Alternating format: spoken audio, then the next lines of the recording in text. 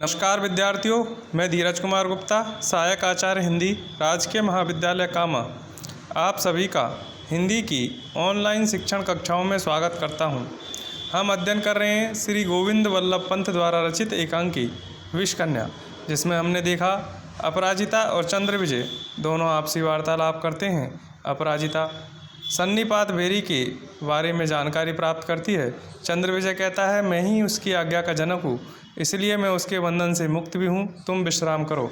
इतना कहने के बाद दोनों सेनापति द्वार खोलकर भीतर आ जाते हैं। अपराजिता जल्दी से पीठ फिराकर मुंह ढक लेती है।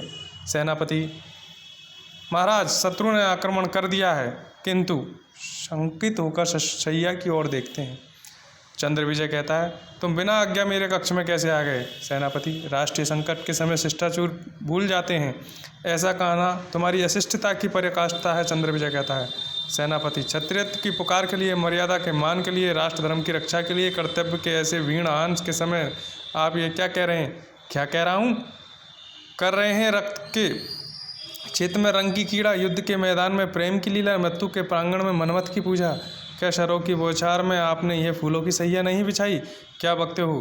तुम मेरे नौकर हो, हम सब मनुष्यता के नौकर हैं। हम राष्ट्र के सेवक नहीं, उसकी आपदा के समय अपने इंद्रिय सुख के समर्थक हैं तो कामी, विलासी और पशु हैं।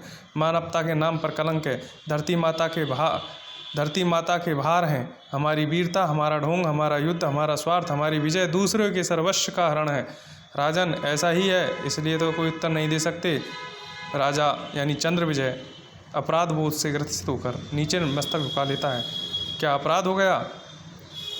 आप सेवकों के नरमुंडों पर अपनी पशु कामना से खेलते हैं। रण की है काल रात्रि, आप कानों में तेल भरे चुप बैठे हैं। धिक्कार है। वह सन्निपात भेरी बज उठी। उसके आन पर सब अपने जीवन को हथेली पर रखकर उसके नीचे आ खड़े हुए। आप क्यों नहीं आए? उत्तर दें। वह मेरी पुकार है, उसकी आज्ञा का सृष्टा मैं हूँ। पुकारने वाला कहीं नहीं जाता, सबको दिखाने वाली आंखें अपने को नहीं देखती। धिक्कार है ऐसे सृष्टा को जो संतान के ग्रास से अपनी काम ज्वाला को बुझाता है। यह सब तुम्हारा भ्रम इसे भ्रम कहते हैं। इतनी स्थूल साक्षी, इस भ्रम में कहा जाएगा। चलो सेनापति, ऐसे थोथे तर्क हमें बहुमूल्य समय की आहुति देने से कोई लाभ नहीं होगा। इस तरीके से दोनों सेनापति अपने ही राजा को फटकार देते हैं और उसे उसकी मर्यादा को याद दिलाते हैं। राष्ट्र संकट के समय की स्थिति का आह्वान करते हैं और जब उन्हें वह नौकर कहता है तो यथोचित जवाब देकर उसे चुप करा देते हैं और धिक्कार है थू, इस तरीके से कहकर उसे अपमानित और लज्जित करते हुए वहाँ से चले आते हैं। इधर चंद्र विजय भी इस प्रकार के अपमान से मर्मांतक पीड़ा को अनुभव करता है और अपने हाथों से अपने माथा ठोकता है और हे अभागिनी नारी, अपराजिता को वह संबोधित करता है। अपराजिता कहती है, तुमने ये क्या कहा? कुछ नहीं। अपराजिता, अवश्य कोई गहरा आशय है तुम्हारा। हाथ मकड़ लेती है। चंद्र विजय अपना खग उठा लेता है। तुमने ये खड़ग क्यों उठाया? तुम्हारी आंखों में मुझे हिंसा रेंगती हुई दिखाई देने लगी है। अपराजिता, तुमने देखा, तुमने ये सब संयोग के शत्रु उठे हो। कैसी घृणा मेरे सुख पर थूक कर मुझे तिरस्कृत करके चले गए। वे मेरे नौकर। जीवन की इस घोर अपमान को किसी प्रकार स्मृति के पटल पर से कुचल कर भी नहीं मिटा सकूंगा।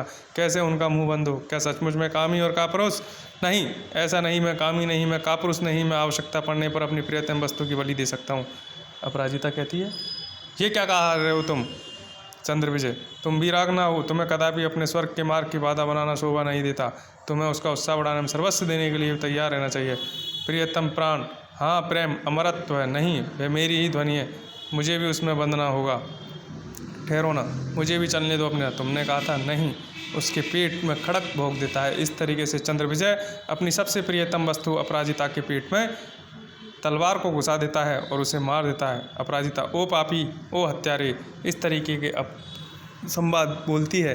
चंद्र विजय कहता है, तुम्हारी गाली फूलों की वर्षा है पर उसकी भयानक वज्रपात। अपराजिते, तुम एक ही निशा की घड़े में अनंत प्यार दिया, यही संसार को ऐसे ही उठा, यही तुम्हारे वध का कारण हो गया। तुम्हारे जीवित रहने पर मुझे फिर ऐसा ही मोर करना पड़ता। मुझे बार बार अपराध करने के अवसर मिलते रहते, इसलिए सुमुखी, इसलिए अवश्य ही तुम्हारा अपराधी हूँ। इस तरीके से खड़ग से मेरा मस्तक उड़ा दो। अब उसके निकाल के और खड़ग उसको देना चाहता है। अब तुम्हारी बारी, मैं हंसते हुए प्राण दे दूंगा। लेकिन अपराजिता के हाथ से खड़ग गिर जाता है।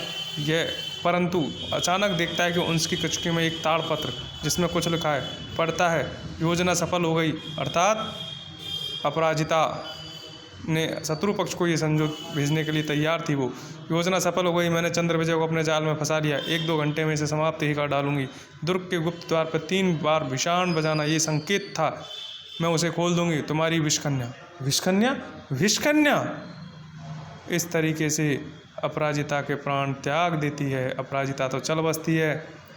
ऐसी रूपमयी, इतनी मोहमयी, ओहो, बेसदर भरे अपनी ओर खींचते हैं और वह उनको करना ही चाहता है कि पहला सेनापति कहाँ से कर चोरता है और उसकी तरफ था। कौन सेनापति? मैं विष का ग्रास हो गया था। यह विषकन्या है, कितनी छलना भरी, इसका रहस्य। और वही शायद सिखाया हुआ कपोत जिसके गले में बांध कर ये संदेश शत्रु के पास पहुंचा था। क्या तुमने ही मेरे प्राण बचाए? फिर भेज उठी सन्नीपात भेरी। बांधने वाला सबसे पहले बंधे, यही विधान की सार्थकता है और यही उसकी शक्ति।